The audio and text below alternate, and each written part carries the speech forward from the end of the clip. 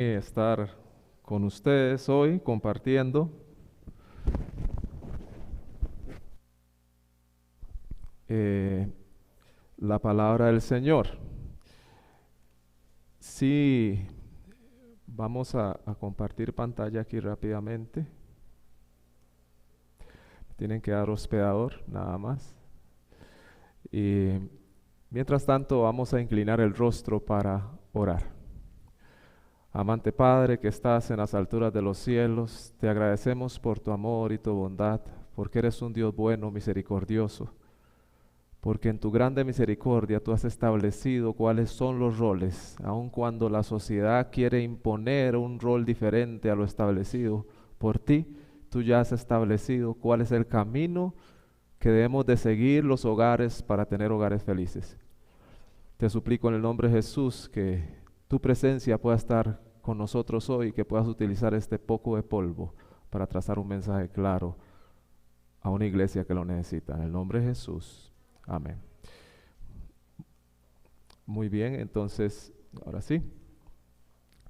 Vamos a hablar acerca del sacerdote en el hogar. El sacerdocio, podríamos decir que es quizá la empresa más importante que cada hombre tiene. Cuando hablamos del sacerdote, estamos hablando de un símbolo de aquel sacerdocio antiguo que era el encargado de llevar al pueblo de Dios hacia Dios. Y queremos ver hoy cuál es la problemática, cuál es la situación que tenemos hoy en día con respecto a esta posición que tiene el sacerdote hoy en la familia. ¿Cuál es el rol del hombre en el hogar? ¿Cuál sería el rol del hombre en el hogar? El rol del hombre en el hogar sería ayudar a que funcione su hogar cumpliendo cualquier función. Y entonces comenzamos a pensar, bueno, un momentito, yo tengo que hacer que se cumpla cualquier función en mi hogar. Sí. Ese es el rol del sacerdote y quería decirles que un poquito más. Ahora, vamos a ver cuál es la problemática. Hay un adoctrinamiento hoy en día generalizado con respecto al feminismo. Y el feminismo ha echado al hombre en una esquina no conveniente. Satanás entiende bien. Él entiende bien qué es lo que está haciendo, cuál es su plan. Hace algunos años, quizás los que estamos un poquito más centrados en edad, recuerdan el pastor Zamudio. El pastor Zamudio tuvo un caso en la zona sur. Y cuando nosotros vemos al pastor Zamudio, él tuvo un programa en la radio y recuerdo que por semana se pasaba el programa él contando sobre un caso de una mujer poseída que atendió en la zona sur.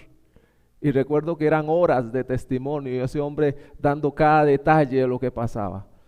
Sin embargo, a mí me quedó algo grabado en mi mente y me pregunté siempre, ¿cómo lo va a hacer? Satanás le dijo, podrás quitarme a este alma, pero vengo por los hogares. Vengo por el hogar, voy a destruir el hogar. Se lo dijo con toda, diríamos, franqueza, era una amenaza, pero nos había dicho algo que era importante que nosotros pusiéramos en curso. Voy por los hogares. ¿Y cómo lo ha logrado? Estratégicamente. Nosotros sabemos que toda doctrina engañosa, nosotros la consideramos como el vino de Babilonia. Y nosotros no hemos tomado una copa, hemos tomado estañones del vino de Babilonia. Cuando me ha tocado dar charlas sobre el hogar y el funcionamiento y los roles, comúnmente noto que hay una confusión muy grande con respecto al rol que le corresponde a cada uno. Y también veo que por naturaleza, entonces el hombre se ha ido afeminizando. Cuando la mujer se masculiniza, el hombre se afeminiza. Es una reacción que el mismo hombre no se da cuenta. Cuando la mujer se comienza a masculinizar, el hombre comienza a afeminarse. Y aunque usted no lo crea, Satanás ha comenzado a realizar esta obra y ya está casi que concluyendo su proceso para establecer un gobierno que no corresponde y para que el hogar jamás, nunca pueda ser feliz. Cuando hablamos de las manifestaciones, podríamos irnos desde la era industrial, cuando los grandes, poderosos económicos pensaban cómo podemos sacar a la mujer, porque esta es la verdadera historia, obviamente hay que leerla, no te la van a contar en los medios, hay que estudiar, hay que escudriñarla. ¿Cómo podemos sacar a la mujer para que trabaje? Porque recuerden que en la época industrial, cuando inicia todo este asunto, la mujer siempre se quedaba en la casa cuidando a los niños. Entonces ellos comenzaron a pensar cómo podemos hacer para sacarla también, para que así haya una mayor oferta de servicios y nosotros bajemos los precios que les pagamos por su salario. En los años 50, los hombres tenían un salario porcentualmente 3 veces más de lo que se gana hoy en día. Así que el hombre vivía bien, pero los empresarios no les convenía de ninguna manera pagar tanto. Ellos decían, podemos tener más ganancias si nosotros bajáramos los salarios, pero bueno, ¿y cómo hacemos? Hay muy poca oferta laboral. Necesitamos crear más oferta laboral. Entonces había que convencer a la mujer para que saliera de su casa, dejara a sus niños y empezaran a trabajar también. Y entonces cuando la mujer se integra a trabajar también, entonces hay una sobreoferta de trabajo, o más bien una sobreoferta de personas que quieren trabajar y hay poco trabajo. Así que ahora ellos vuelven a tener el poder donde ellos dicen, bueno, ahora tengo 2 personas pidiéndome el trabajo, voy a poner condiciones y la que me acepte esas condiciones, casi que precarias muchas veces, con salarios mínimos y demás, a ese se la doy, y ellos lograron tener esto ahora en sus manos, que es lo que vivimos hoy en día. Ahora, ¿cómo lograron eso? Bueno, comenzaron a hacerle pensar a la mujer que ella estaba en una condición vulnerable al depender de su esposo. Ella está en una condición vulnerable al depender de su esposo. Y yo creo que si usted es sincero y si ha tenido hermanas o ha vivido con mujeres, usted escuchará tanto al papá como a la mamá diciendo, estudie y prepárese, no sea que le toque un sinvergüenza y usted tenga que poder cómo sostenerse. ¿Verdad que ha escuchado eso varias veces? Bueno, esa era una de las teorías que ellos usaron para destruir la confianza que había entre el hombre y la mujer y hacer que los dos quisieran trabajar y descuidaran el hogar. Y después de eso, Satanás se aprovecha de esa coyuntura y entonces comienza a sugerirle a la mujer que por qué ella tiene que ser esa mujer con ese rol que está establecido, y el patriarcado, por qué tiene que existir ese tipo de patriarcado, y entonces comienzan las manifestaciones. Si usted ve en los años 60, usted ve ya las mujeres marchando, pero ya no marchan por el derecho al voto, porque ya lo tenían. ¿Por qué están marchando entonces? Por el derecho a abortar, por el derecho a ser igual que el hombre, igual. Entonces no hay ninguna diferencia y aquí entonces comenzamos a entrar a una bien grande problemática. ¿Cuál es la problemática? Que si entonces la mujer es semejante al hombre, ¿quién cumple el rol de ella? Y eso es lo que quisiera explicar hoy. ¿Qué es lo que nos dice la Biblia? ¿Cómo es que funciona? ¿Qué es lo que nos dice el Espíritu de Profecía incluso? Y entonces quisiera que pasemos a Testimonios para la Iglesia en la página 372 y vean lo que dice el Espíritu de Profecía, porque esto no es algo nuevo, esto viene desde muchos años atrás. Quiere decir que en 1800 ya se estaba gestando todo este tipo de cosas y manifestaciones. Si usted lee la historia, se da cuenta que en 1844 no solo sucede lo que el pueblo adventista esperaba, que era que Dios pasara del lugar santo al santísimo, sino que acontecen un montón de cosas que tratan de eclipsar ese momento en la historia de la iglesia. Fe Baal, comunismo, Darwin sale con su teoría de la evolución, y así usted puede ver cuántas cosas sucedieron en 1844, que era justamente llevar toda la contraria a lo que Dios quería que el mundo conociera, que era que su ley era vigente, que el sábado era vigente, que Dios había pasado del lugar santo al santísimo, que se revelaba por completo la profecía de Daniel y entonces podríamos comprender el panorama completo. Así que Satanás, conociendo la profecía, porque Daniel no la entendió, pero quizás Satanás sí la entendió, entonces se preparó para esa fecha, para contrarrestar por completo lo que el Señor tenía y la bendición que el Señor tenía para todo el mundo. Ahora vean qué interesante, dice así: los que se sienten llamados a unirse al movimiento en favor de los derechos de las mujeres, sería mejor que cortaran su conexión con el mensaje del tercer ángel. ¿Por qué la hermana White habla así? Dice, el espíritu que acompaña al uno no puede estar en armonía con el otro. Quiere decir, mis hermanos, que ese es un asunto espiritual que nosotros no estamos viendo. Por eso el Señor le muestra y ella escribe al respecto. Dice, un momentito, no se unan con este movimiento, porque el espíritu que nos acompaña a nosotros, los que predicamos el mensaje del tercer ángel, es totalmente diferente. ¿Y cuál es el espíritu que nos acompaña a nosotros? ¿No saben cuál es el espíritu que nos acompaña a nosotros? El Espíritu Santo. Entonces, ¿cuál es el espíritu que acompaña este movimiento? Si vamos entendiendo la diferencia. Y ella dice, si usted quiere irse con ese movimiento, pierda esa conexión. Ahora, se los voy a explicar de una forma más sencilla. No todas las feministas son satanistas, no todas. Pero sí todas las satanistas son feministas. ¿Más claro? ¿Más claro? Dice, la escritura habla con claridad acerca de las relaciones y de los derechos de los hombres y las mujeres. Entonces, cuando nosotros hablamos de derechos de hombres y mujeres, ¿a dónde tenemos que ir a buscarlo? ¿A las autoras feministas? ¿O a los autores machistas? ¿O patriarcales? Como les llaman. ¿Dónde lo tenemos que encontrar? Entonces vamos a la escritura. ¿Qué nos dice la escritura acerca de eso? Efesios 5, súper conocido, Efesios 5, 21 al 25. Efesios 5, 21 al 25 nos habla claramente de cuáles son los derechos y los deberes de cada quien en el matrimonio. Dice, versículo 21, someteos unos a otros en el temor de Dios. Someteos unos a otros en el temor de Dios. Casadas, dice, casadas, estén sujetas a sus propios maridos como al Señor. Entonces las casadas, ¿qué tienen que hacer según lo que nos dice aquí? Dice, sométase, sujétese a su marido como a Cristo, como al Señor. Y viene y sigue diciendo el versículo 23, porque el marido es cabeza de la mujer, así como Cristo es cabeza de la iglesia, la cual es su cuerpo y Él es su Salvador.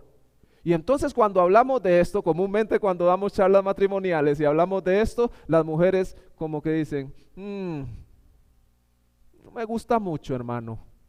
Es que si usted supiera el marido que yo tengo, es que sujetarse a mi marido es una cosa difícil. Bueno, yo quiero decirles una cosa, especialmente a los solteros. La Biblia dice sujétese, así que escoja bien a quién se va a sujetar antes que tener que sujetarse. ¿Sí me captan? Pero tiene que sujetarse. Y usted dice, mire, no me funciona. Es la única forma de que usted sea feliz. Inténtelo.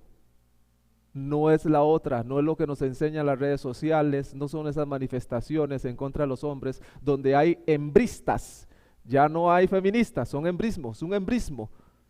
Es un ataque directo hacia el hombre, hay que exterminarlo, hay que quitarlo de la faz de la tierra. Él es el que nos interrumpe nuestro ascenso a la prosperidad y felicidad. Es básicamente, incluso estas feministas se dejan decir que tener relaciones con un hombre es machismo.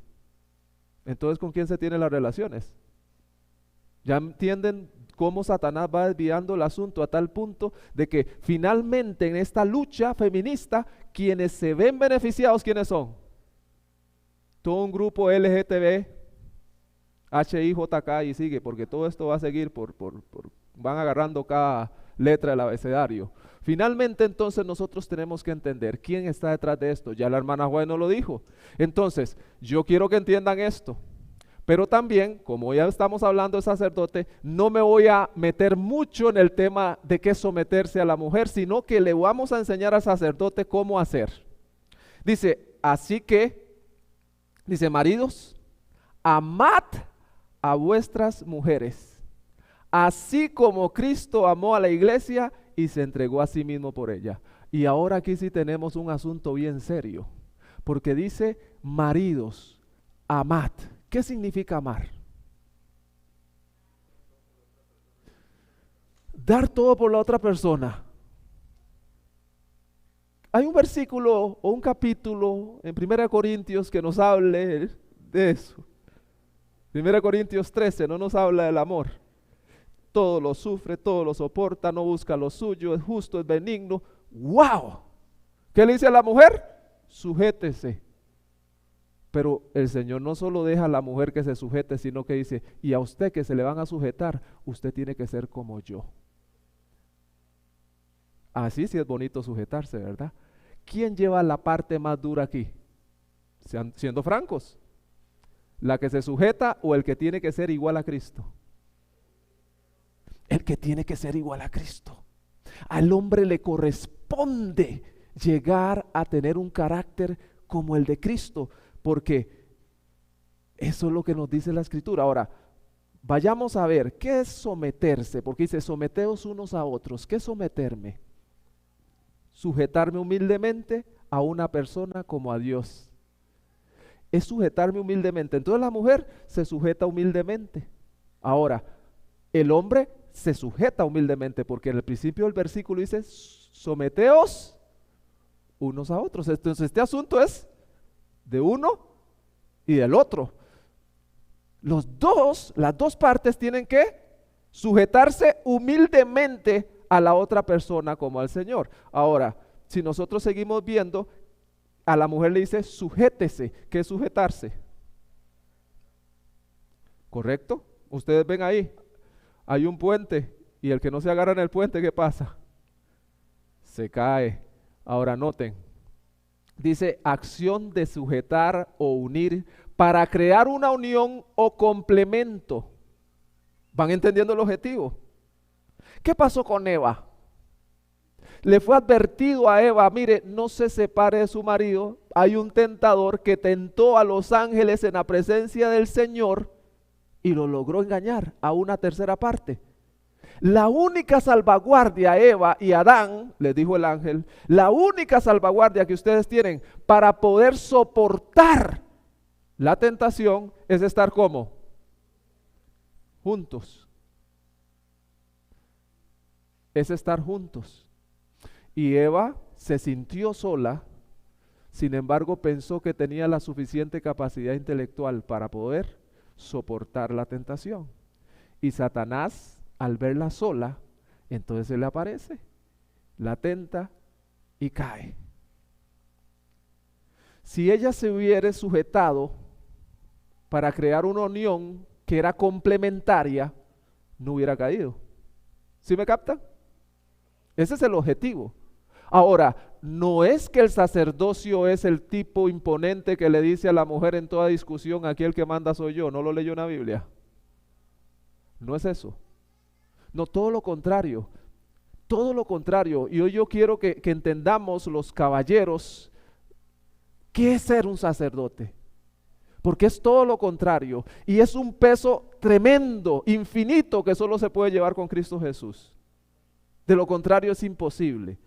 Ahora, el hombre como sacerdote es el responsable de representar a Cristo en su hogar. ¿Sí entienden eso? ¿Sí entienden lo delicado que es este asunto? Miren, los niños,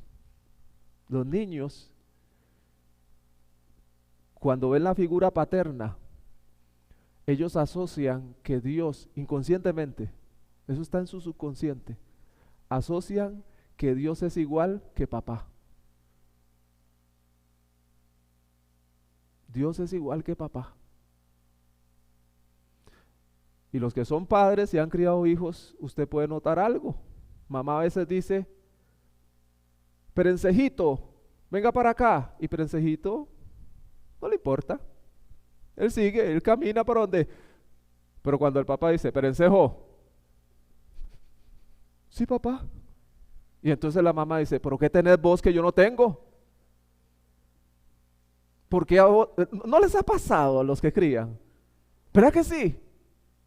A veces mi esposa me llama y me dice, Elías y Eliseo tienen aquí una fiesta y vea, les digo, ya me han hecho llorar porque se burlan de mí y están ahí en la fiesta y todo. Entonces le digo, póngame speaker.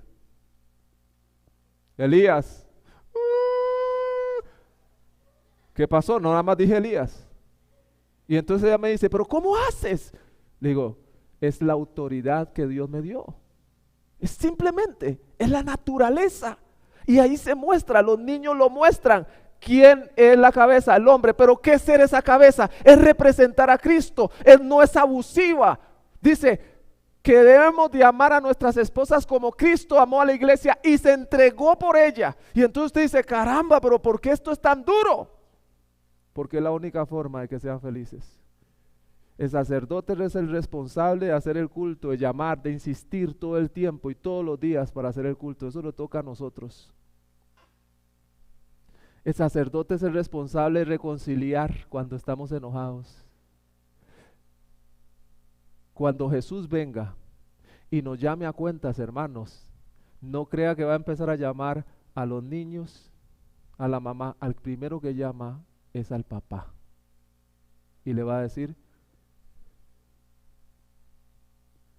fulanito, ¿qué hice con el hogar que te di?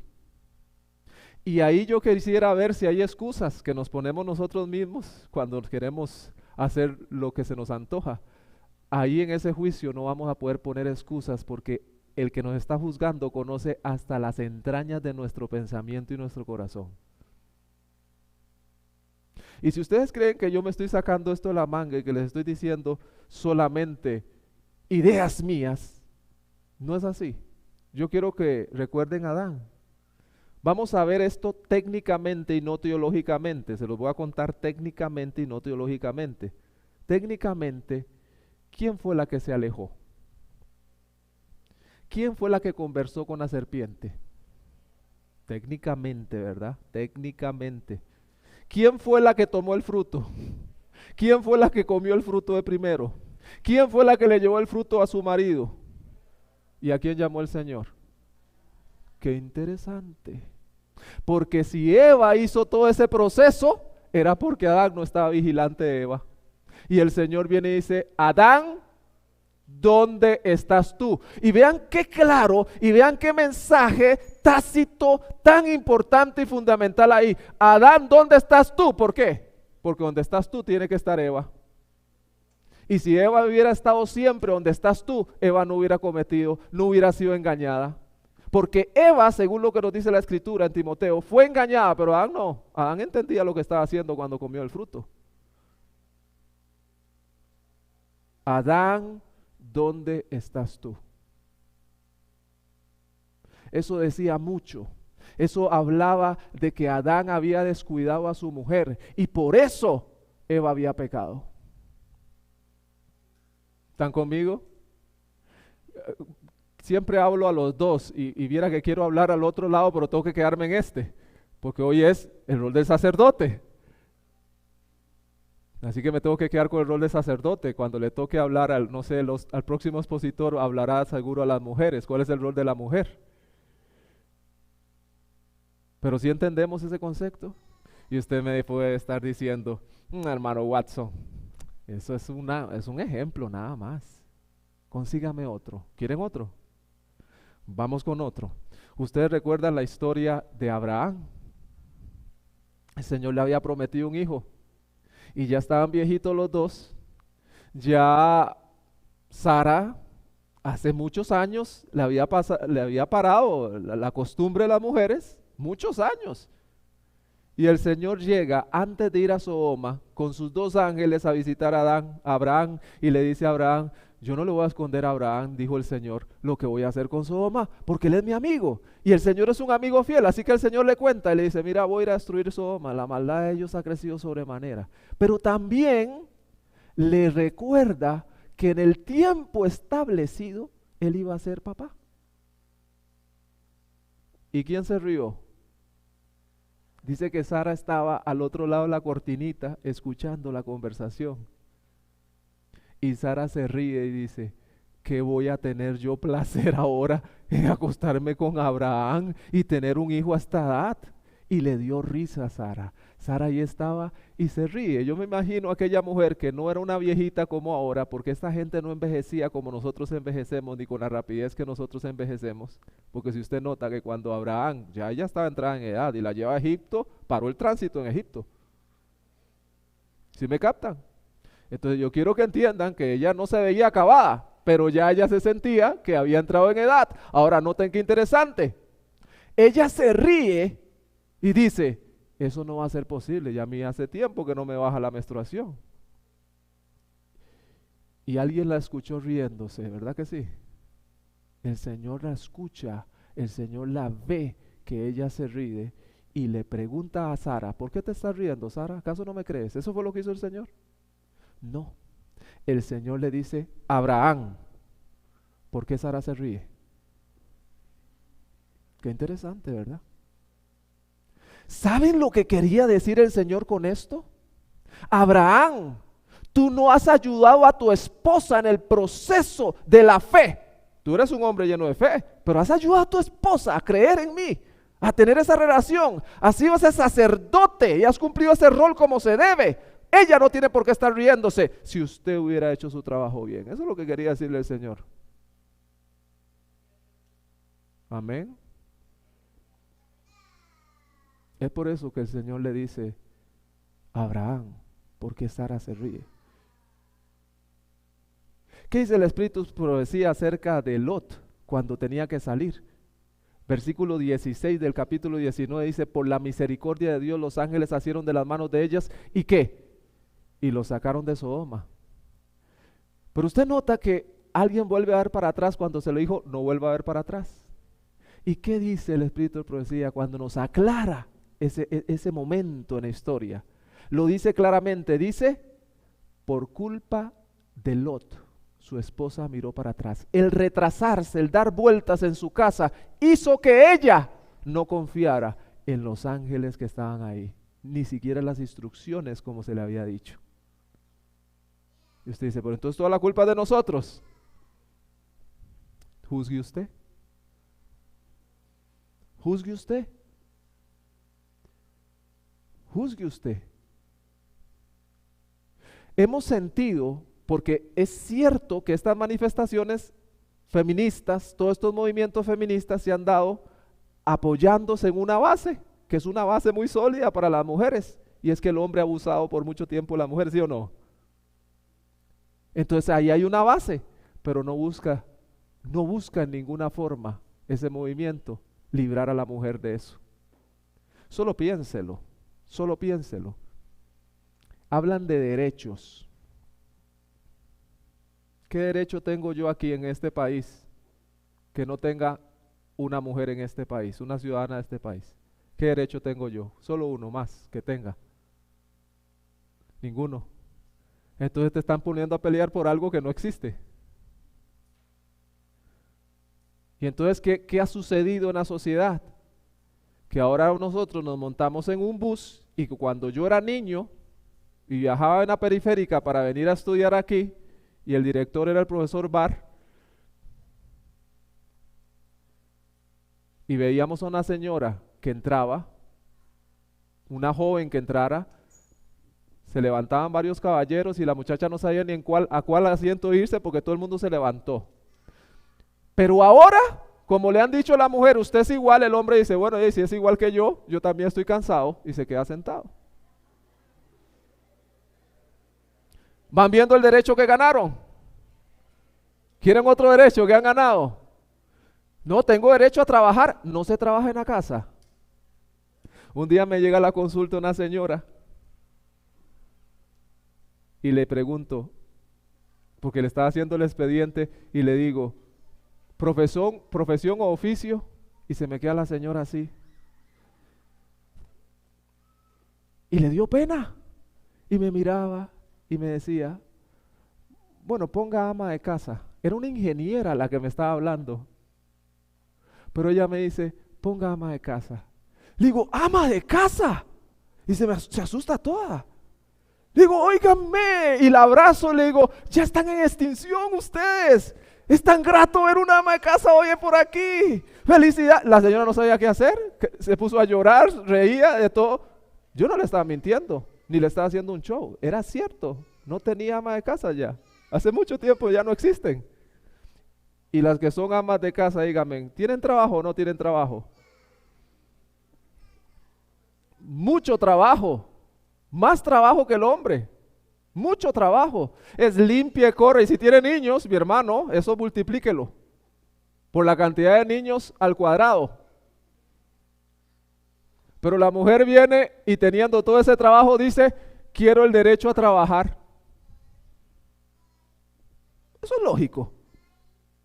Y entonces le dicen, bueno, está bien, vaya a trabajar. ¿Y qué le toca ahora? Trabajar y llegar a la casa, ¿qué? Ya entienden por qué el espíritu de profecía le dice, mire, ese espíritu no es el correcto, nos están engañando, no participen de eso. Hay una sola fórmula y está establecida en la Biblia. Y si nosotros aplicáramos eso, como dicen las Sagradas Escrituras, podríamos tener hogares felices. Yo quisiera saber cuántos sacerdotes hay hoy aquí. Y quisiera que se pongan en pie los sacerdotes que están hoy aquí.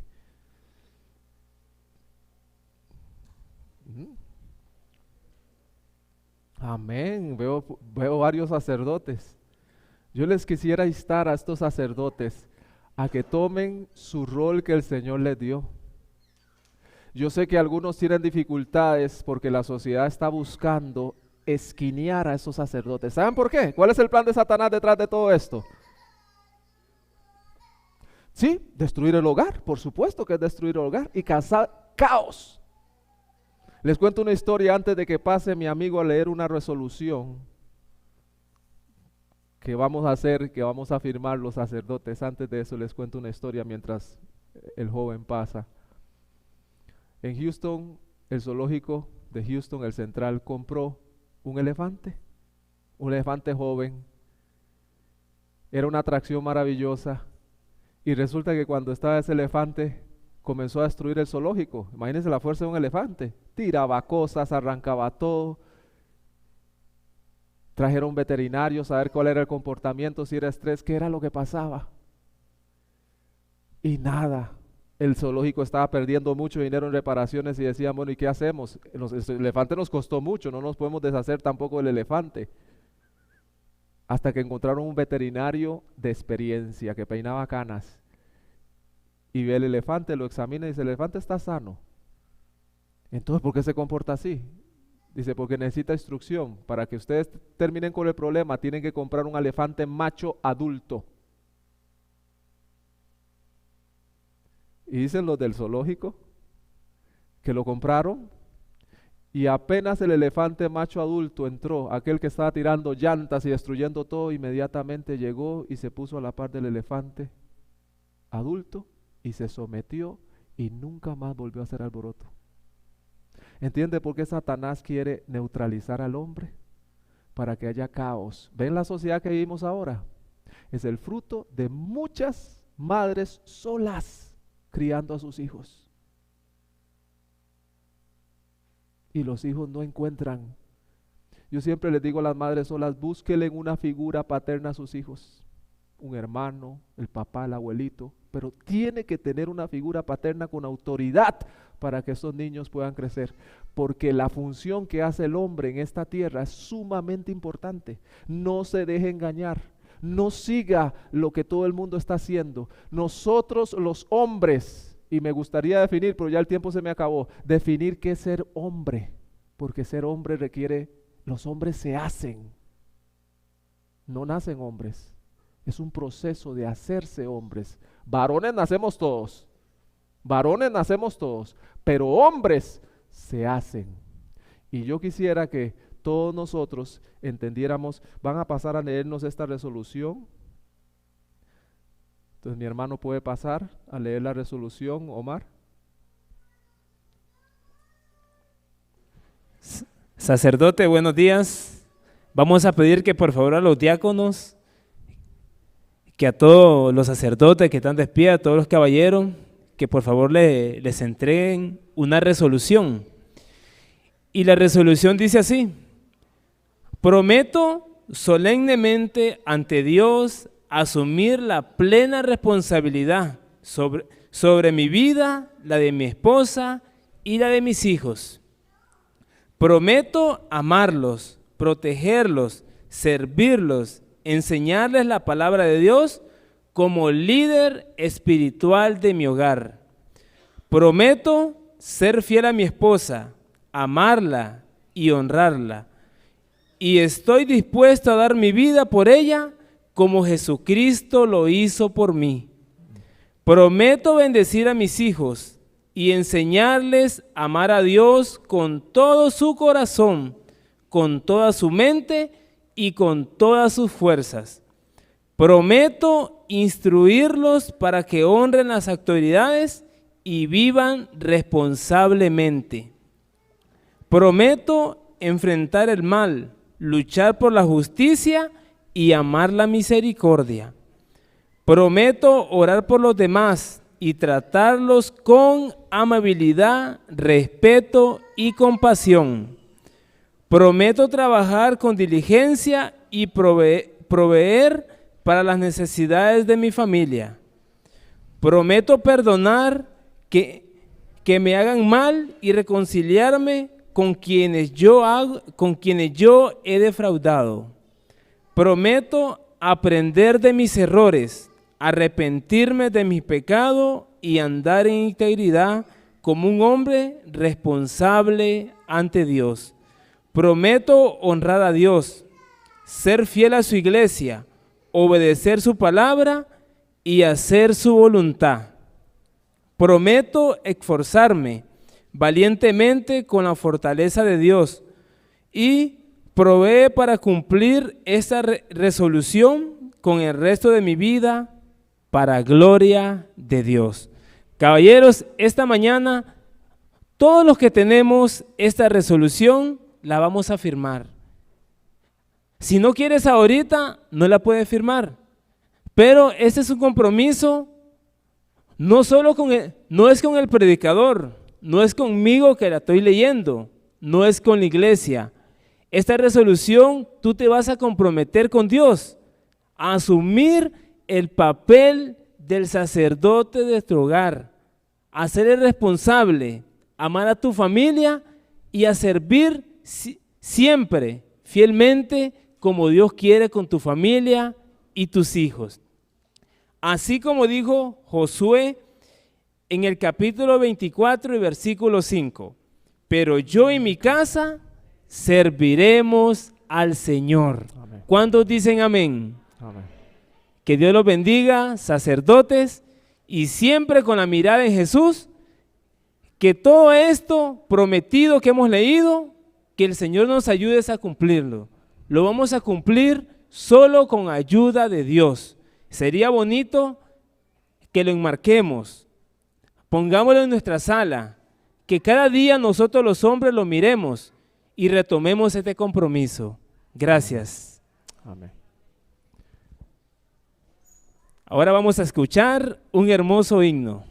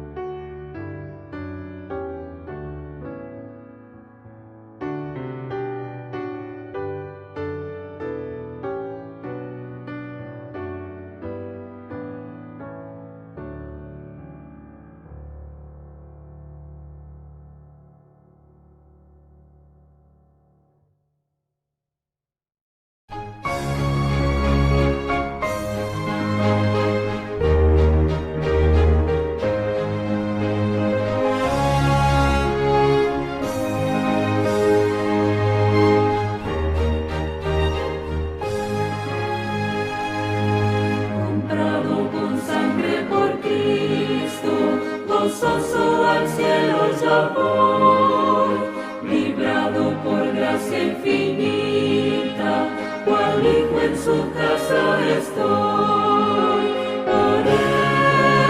por él, comprado con sangre yo soy, con él, con Cristo al cielo yo voy. Soy libre de pena y culpa, su gozo él me hace sentir, él llena de gracia mi alma, con él es tan dulce vivir. Por él, comprado con sangre yo soy, con él, con Cristo al cielo yo voy. En Cristo Jesús yo medito, en todo momento y lugar, por tantas mercedes de Cristo, su nombre me gozo en loar. Por él, comprado con sangre yo soy, con él, con Cristo al cielo yo voy. Yo sé que me espera corona, la cual a los fieles dará. Me entrego con fe al Maestro, sabiendo que me guardará. Por él, comprado con sangre yo soy, con él, con Cristo al cielo yo voy.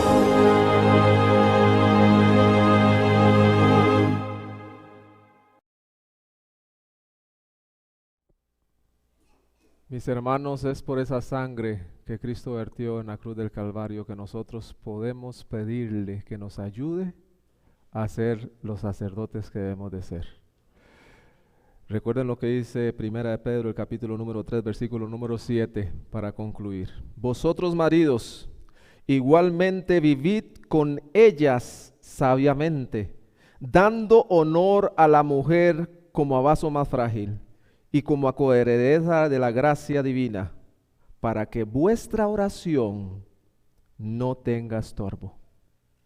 Para que vuestra oración no tenga estorbo. ¿Quiere que el Señor escuche sus oraciones? ¿Quiere vivir prósperamente? ¿Quiere ser feliz? Trate a su esposa como coheredera de la vida y como vaso más frágil. Vamos a inclinar el rostro para orar. Amante Padre que estás en las alturas de los cielos, te damos gracias porque hoy pudimos ver una pincelada del rol que cumple el hombre, no solamente en el hogar, sino en la sociedad como tal. Te suplicamos, Señor, que la resolución que hemos leído y que hemos firmado, podamos de verdad ponerla en nuestro corazón y podamos determinarnos a ser mejores sacerdotes de lo que hemos sido. Que podamos entender la responsabilidad que tenemos nosotros, que podamos nosotros asumir esa responsabilidad como verdaderos hombres, con nuestra frente en alto, con una disposición sincera de corazón, entendiendo que la única salvaguardia que tenemos es humillarnos ante ti y ante nuestra familia para que las cosas funcionen. Ayúdanos, Señor, porque sé que no es fácil para ninguno de los que estamos aquí.